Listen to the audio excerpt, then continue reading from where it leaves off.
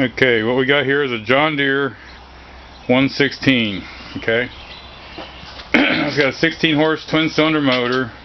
I believe that's a 46-inch cut deck, and the reason it's here is because they say they mow with it for a while and then it wants to start cutting out and shutting off. Well, at first I was going to suspect coil or carburetor, and I was going to mow with it and check, and I started thinking, because I could see coming around the edges here, the spark plug and stuff, I was pulling stuff out of there. Okay, it looked like rat nest or whatever.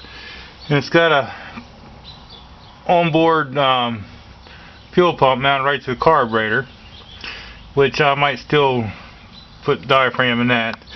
But as far as the overheating, I'm kind of suspecting that when I get the rest of that cover off,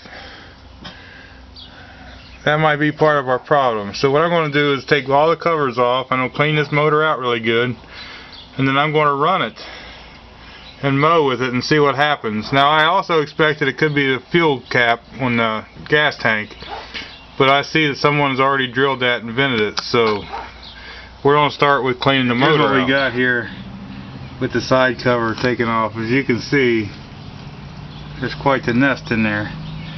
So the fan is up here, and that's what draws the air over the motor. So I'm suspecting that we could be having an overheating problem. Okay.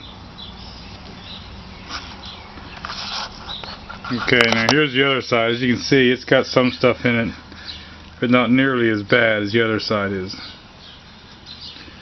The flywheel stuff seems fairly clean up here, but I'm going to sand it off and reset the air gap, clean this thing all out really good, and then we're going to do some mowing with it and see if it fixes it or if we got to go to another plan. Alright, here's where we're at with this thing. I got all the crap cleaned out of it. You can see down through all the holes.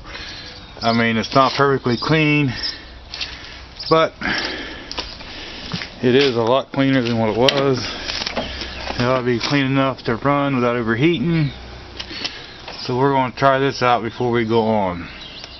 I've also spiffied up the flywheel a little bit, cleaned in there, checked the gap. It was at 10 thousandths, so let's see what's going on. Now, another thing I did notice is this plug wire here has been previously taped up before. So if this causes any more issues, we'll have to see about doing something else. I'm going to start it up. When I put it together, I'm going to mow for a while. Well, you're going to be able to see this, but if you look at the bottom terminal down here on the ignition switch, as I was working on this thing, I also noticed there's a bunch of corrosion there. So I'll pull them off and clean them up a little bit and grease them up with electric grease. Okay, so another thing I noticed, you take this dipstick out, and you look at that dipstick, it is completely dry. So we're going to put a little bit of oil in it before we use it. So here's what we got. I did all the cleaning of the motor and everything. Thought maybe it was overheating. I was going by what the customer said. So here's what I'd done. I did all that. I put the oil in it and I ran it for a while. It was acting like it was running out of fuel. So what I did to eliminate possibilities of the tank or the line or anything like that, I put a gas can up on the hood, ran a line down to the fuel pump with clean gas in it, and I knowed it was a good pickup of fuel, so I did that, and it still would run the same way. After running a few minutes, you'd have to kind of choke it halfway or so to get it to run. So what I done, I went and bought a fuel pump repair kit, okay, and that goes on the front of these carburetors on this one. I also pulled the top off the carburetor and cleaned it out and blowed the passages out. Everything in there seemed to be alright, so I don't think that was the problem. I think the fuel pump diaphragm here might have been part of the problem. It is a little hard, and these little flappers are curled a little bit. Not bad, but I'm hoping that's the problem. So what we're going to do is we're going to put this thing back together, and then we're going to try it again. Here's another thing. I don't know if you can see this or not, but the impulse line coming out of the motor, where it screws in down there, is actually loose. off by a lot. So that's another thing I'm going to tighten up. That's what gives the fuel pump its ability to pump fuel. It makes the vacuum one. Alright, here it is put back together. I need to put that fuel line on the outside of that or zip it up or something so it ain't laying down by the exhaust. But when I was working on this thing, I also figured out that this thing has more than one fuel pump on it. It has the pulse pump in the front, plus right down there it has an electric fuel pump. Alright? So far John Deere hasn't been able to get me no parts for that yet. So we're trying to locate something to fix that pulse pump. So for right now I'm going to bypass it and then see what it does if I run it without that pump.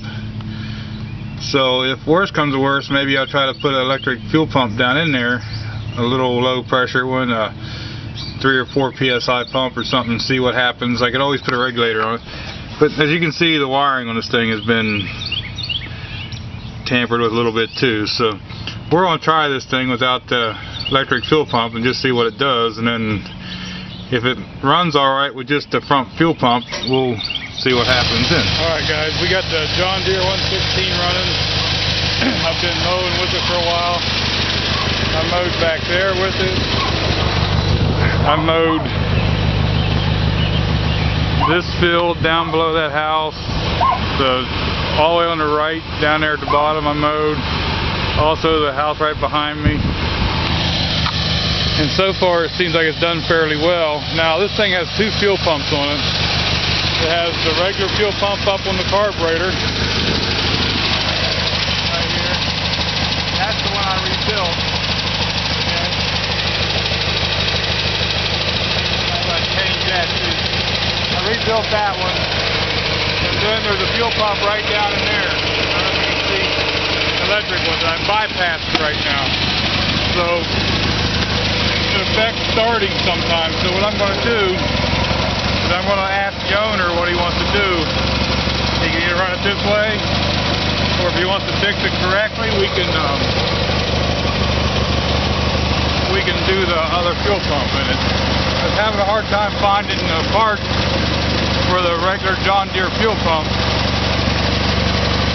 So I'm thinking maybe I'll try to bypass the regular John Deere fuel pump if he wants something like that, try to put a regular electric fuel pump on it. So